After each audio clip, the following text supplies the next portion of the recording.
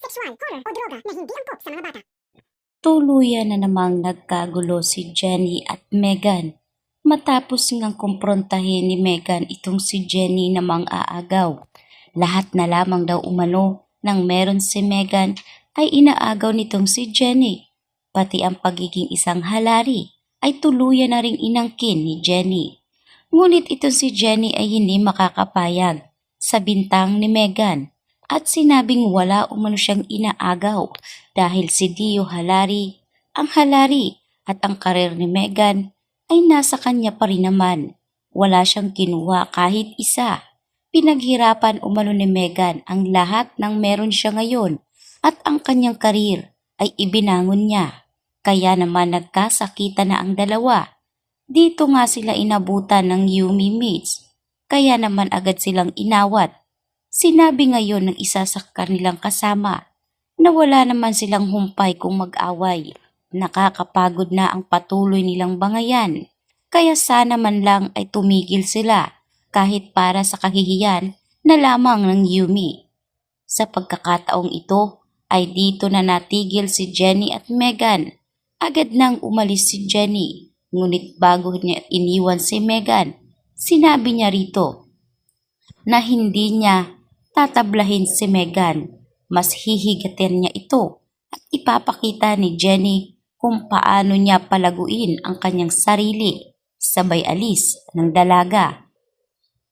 Samantalang, dito na nga inaayos ni Miss Vanna ang mga gamit nitong si Freddy. Sa kasamaang palad ay nakita ni Miss Vanna ang isang damit ni Freddy na may lipstick ito. Kaya naman hindi maganda ang naging mood nitong si Miss Vanna. Tinanong niya itong si Freddy kung saan siya nanggaling o may babae na naman ba ito. Mariing tinanggi ni Freddy ang paratang ni Miss Vanna.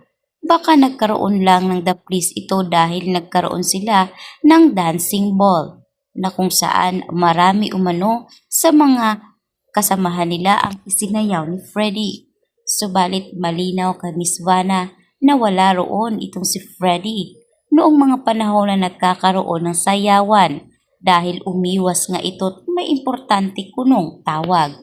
Ngunit itong si Freddy ay talaga namang todo depensa sa kanyang sarili at hindi niya talaga magawang aminin kay Miss Vanna. Kaya si Miss Vanna ay nagwawala ito dahil hindi nga matanggap ni Miss Vanna na makailang ulit na siyang niloko ni Freddy, ngunit hanggang ngayon ay patuloy pa rin ang kanyang bisyo.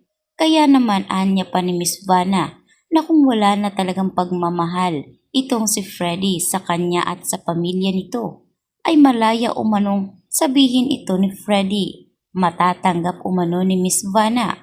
Ngunit ang patuloy na pangloloko ni Freddy at panglilin lang kay Vanna ay hindi niya umano ito matatanggap.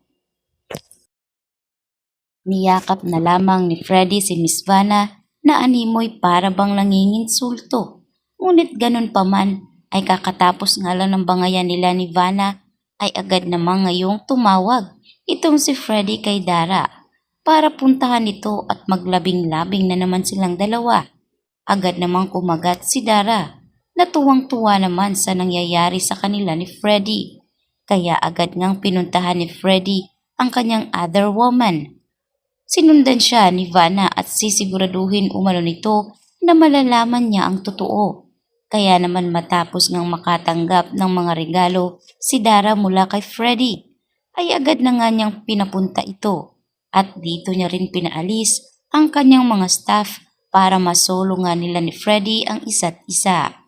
Ngunit wala ngang kamalay-malay si Freddy na sinundan pala siya ni Miss Vanna. Kaya naman nang makapunta na nga itong si Freddy ay agad nga niyang pinuntahan si Dara at doon kumakarengkeng na naman si Freddy. Kaya sa pagbukas ni Vanna sa naturang pinto ay bumungad nga sa kanya itong si Freddy at Dara. Putlang-putla si Dara at talaga namang nagulat sa pagdating nitong si Vanna. Kaya naman itong si Vanna ay nanginginig sa galit. Kinumpronta niya si Freddy. Hindi umano lubos maisip ni Miss Vanna na ang ipapalit pa ni Freddy na babae para sa kanya ay walang iba kundi ang kanyang kumare na si Dara. At talaga namang kinonsulte ni Dara si Freddy. Hindi man lang ito umiwas o pinayuhan si Freddy at talagang ipinagpatuloy nila ang kanilang pagtataksil. Kaya sa pagkakataong ito ay binalaan ni Vanna si Dara na kung ayaw nitong maging miserable ang buhay niya kasama ang kanyang anak, ay layuan na umano si Freddy. Subalit ano pa nga ba ang magagawa ni Vanna kung mismong si Freddy rin ang kumakaringking kay Dara?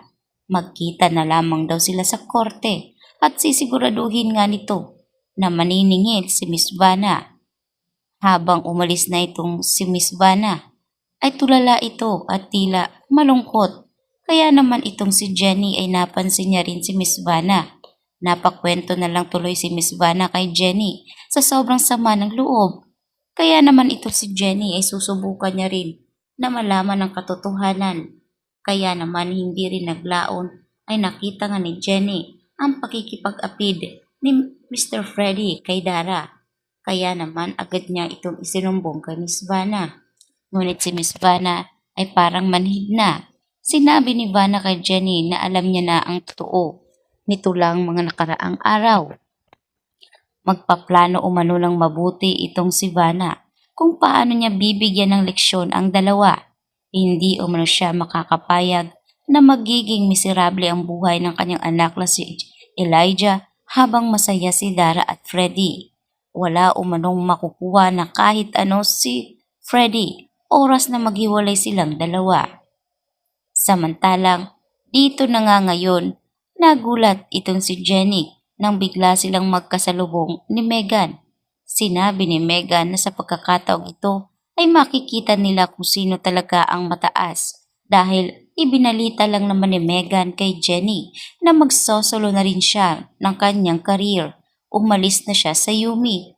Kaya naman gagawin niya rin umano ang lahat para higitan itong si Jenny. At kung kinakailangang apakan lahat ng dapat apakan ay gagawin ni Megan. Ganon, kamiserable ang plano ni Megan para lamang mapatumba muli itong si Jenny. Kaya naman si Megan ay nakiusap na kay Freddy na ipasok siya sa agency nito. Ngunit paliwanag ni Freddy na kailangan pa rin itong malaman nitong si Vanna. Ngunit paliwanag nitong si Megan na siya naman daw umano ang ulo ng pamilya kaya dapat siya umano ang masusunod. Kaya naman pag-iisipang mabuti umano ito ni Freddy. Talaga namang magkakuntsaba ang inang si Megan at Dara para makapasok lamang itong si Megan sa iisang kumpanya nitong si Jenny.